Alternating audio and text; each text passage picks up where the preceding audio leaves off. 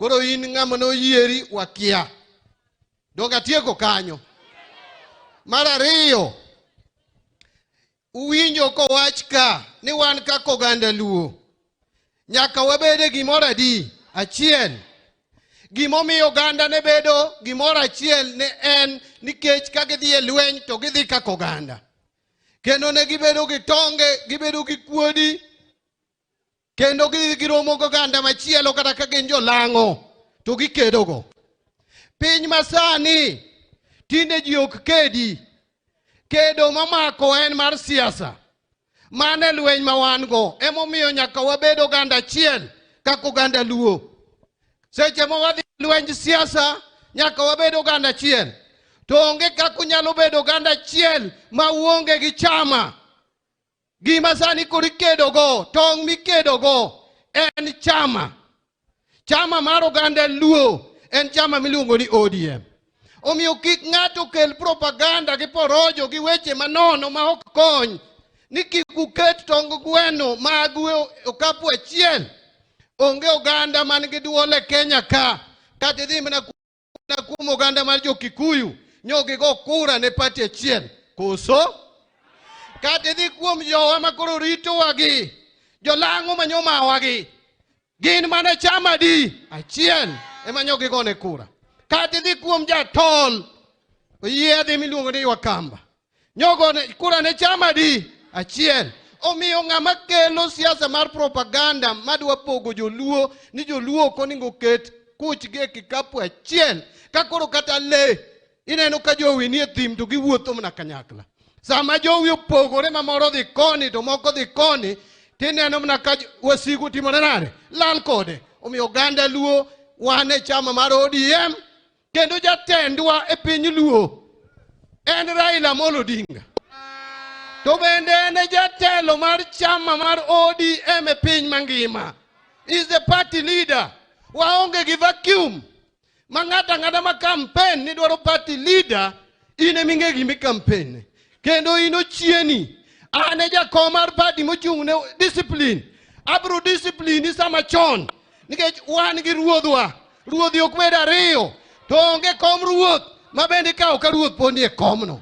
Omiyo party leader en Raila Amolo Odinga. To en gi deputies ne adi.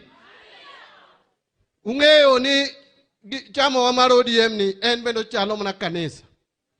Jo Catholic nigi jatendgi miluongo ni Pope. E buoye kanyo wan gi cardinals. Kae tidhi e bishop, archbishop. Tidhi e bishop nyaka ng'igi kuom padri midhi nyaka mtoto misa. Wan bende Pope marwa en achiel iluongo ni Raila Amolo. To en gi cardinals. Cardinals ariyo nitie ma deputy party leaders Ali Hassan Joho gi Wycliffe Ambeta Oparanya. To cardinal machielo en John Mbadi. Ka Pope odhi Ethiopia ma bende en mana seche ariyo, to weyo ne cardinals tich. Sama en kocha watiyo. Joho nika, Oparanya nika, an bende amak gi ka. Kende tok gi ka ne mang'iyo kaka gidhi. Ka baba duogo yudo kwarito ne kom maber, o kamano. Omiyo ng'ama rikni to rokni to mbwakni kabiro ka, ni bende paro ni nitiere kamoro minyalo chikori, onge kiuno. Kiu iluwo mana kaka en no.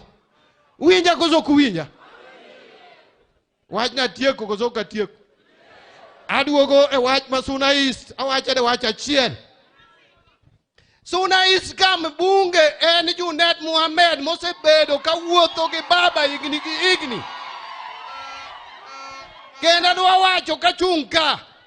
Ka nitie jasiasa moro amora ma jo ODM mabiro gi ng'ato Suna East ka. Ni odwaro ni mondo kaw kom Junet ni. Kone ni ng'o Mbadi mowacho. Kenda wacho gi duond chairman. Ng'ama nyalo pingo wach no en mana party leader kende. Ka party leader go pingo mane en. Ng'ata mabiro ni wacho ni Junet can this or that. Junet is the MP for Suna East. Gik mosetimo nwa wan mwang'eyo. Kako sechung kodwa wan mwang'eyo. Awacho koso kawacho. Adwa dhi e wach mar county ma Migori. Uwinja jothurwa. Uwinja. Sirikal mar Migori County en mar ODM.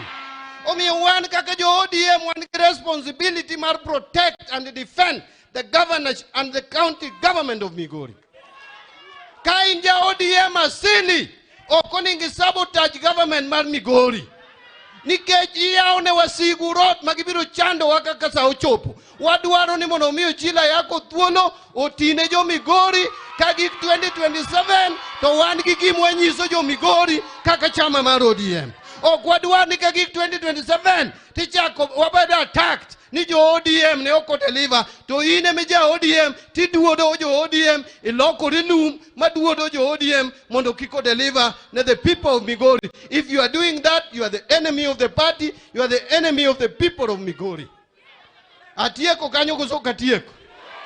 Baba, next week I know we are starting deliberations and discussions around the Finance Bill 2024.